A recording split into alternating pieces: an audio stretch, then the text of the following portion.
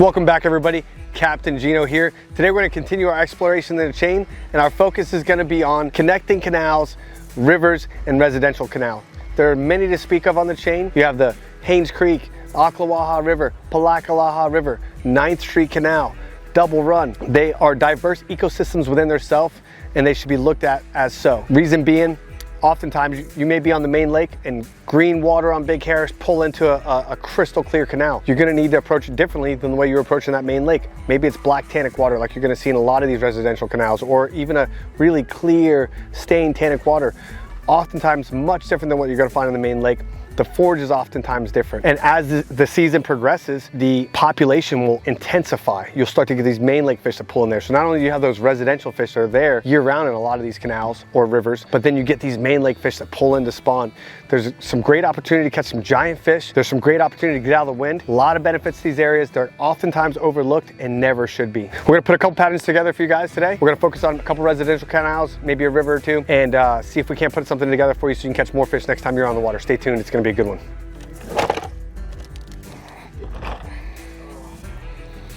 Ugh. Yeah, that's why I said, oh God.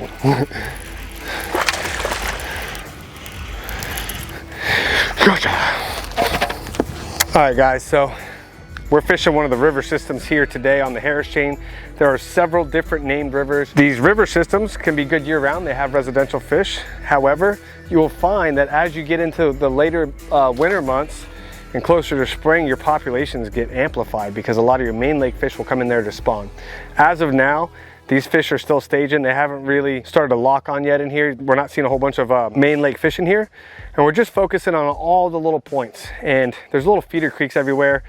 Those represent little ditches. These fish are set up and super aggressive. You have to definitely work, put in some time, and kind of finesse them, but you can finesse them at a fast pace. I found the most effective bait today was a fluke. I know, it makes you feel a little bit shorter when you throw one by the end of the day, but it's an incredible bait. It catches a lot of fish, it catches big fish, catches good numbers, it causes a reaction strikes, or you can just finesse them with it. But it seems like early on in fall and even middle to late fall, right before these fish switch on, you got to be a little bit more finessey. They're willing to work, they're willing to come and eat that bait. I'm watching these fish travel 10, 15 feet at a clip to get to this bait. When they hit it, it's absolutely a vicious strike. But if I were to throw a little bit bigger bait or something a little bit more aggressive, I just wouldn't get the bites.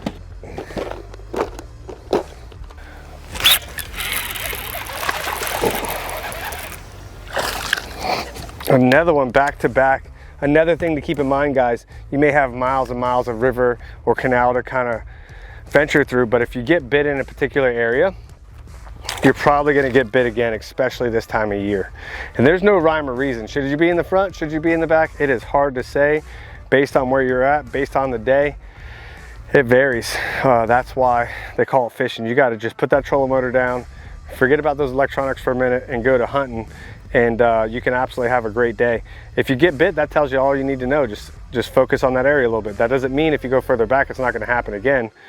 Don't get deterred if you go a mile, a half a mile, a quarter mile, whatever, a few hundred yards, you don't get bit. You will get bit again, most likely, and you might get multiple bites again in that area. These fish are in these little clusters. I think a lot of it has to do with just where the bait is in relation to that body of water at that particular time.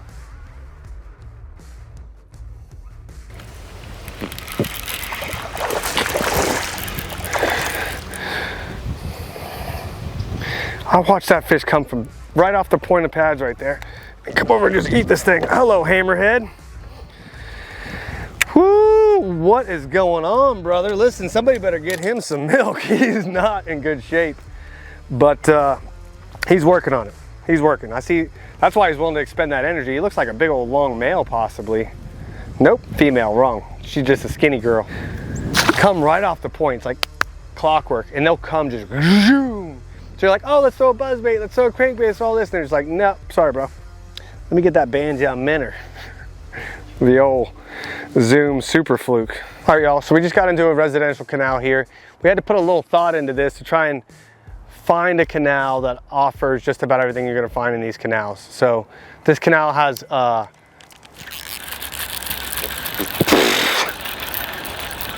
has seawalls, it has buck brush, overhanging brush, lily pads, docks, just about everything you can expect in a canal, and it's completely different colored than anything you're gonna see on the main lake. Just about anywhere on the chain. You know, the average depth in here is 6 foot. I'd say most canals, the average depth is 4 to 6 foot as far as the residential canals go. Most, but not all, are gonna have some tannic water in them. And you're either gonna have some docks, some trees, some lily pads, some seawalls, or maybe all of the above, like this one here. I figured this is a great example for y'all because it offers everything that most of our residential canals have to offer, and then some. There's bluegill beds and little ledges and little turns and little fingers. It's an absolutely incredible fishery in itself.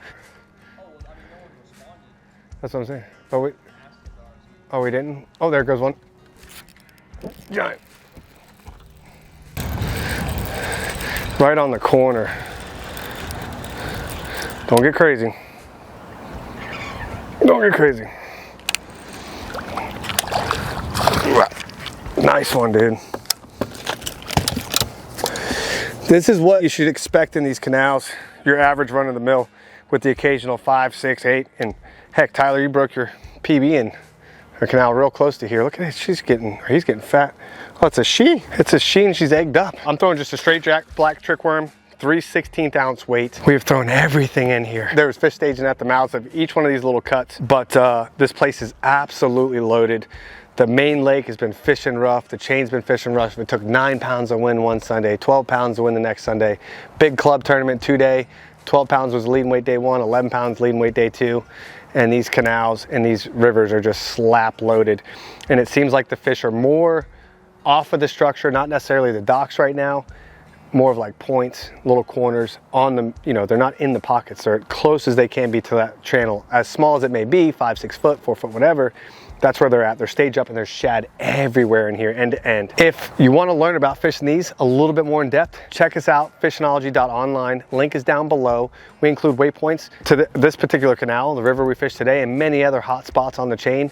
We have endless content on there for you guys. We're constantly posting new stuff. If you're interested in it, you should definitely go check it out. It'll help you grow as an angler. Maybe help you realize why you have some good days and why you have some bad days. And you're like, oh, I already knew that, but you just didn't put 2 and 2 together. You should definitely check it out. It's a huge help, a great resource. I wish I had something like that available to me when I got started and when I was just trying to improve myself as an angler, whether from electronics to tackle, gear, techniques, tips, tricks. We got it all. Check it out, fishinology.online. You know what I'm saying? You want that Frosted Flakes, go with that red shad.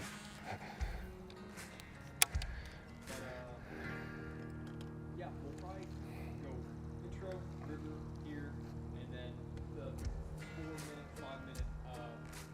There goes one. Giant. Nope, but I got him. Off the seawall on the corner. No big deal. Yeehaw, son.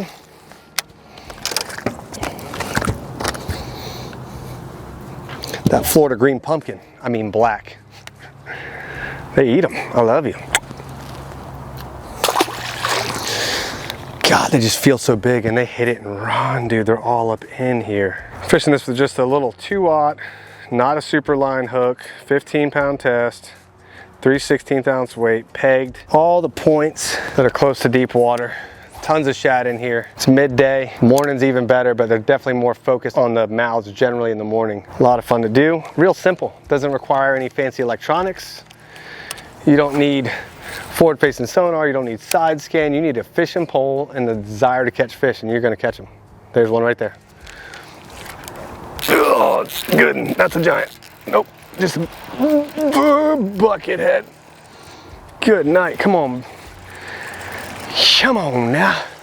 What you know about that Florida green pumpkin? I mean black. Trickworm. Ooh, she's thick. She's thick. Ooh. Sometimes you forget about these places. I don't care how much you fish out here. Get all excited, want to fish out deep, use all your fancy stuff, and really you just need some fishing line and some soft plastics and you're ready to go. Suckers are on it too. I mean, it drops off from the seawall and within 12 inches time it drops straight to 4 foot and they're sitting right on that. I think they're just pushing this bait up in the back of this canal. There's a ton of shad sitting right out here. But this is why you can't, guys, you can't get in these canals and exclude the backs or exclude the pockets or just think you need to fish the front end. I'm telling you, there's no rhyme or reason other than the bait's there, the bass are there. And you can see by the color of these fish and the color of this water, this doesn't look anything like the main lake. The main lake is green, right? This stuff is black water. It's like being on a completely different body of water. It's like going to the Claremont chain all of a sudden, or St. John's River. But sometimes that's a good thing. A lot of guys ask me, so many people ask me, Captain, what's your favorite bait for the chain? Simple answer, whatever they're biting, right? But it's really, that's a complex question, because what part of the chain?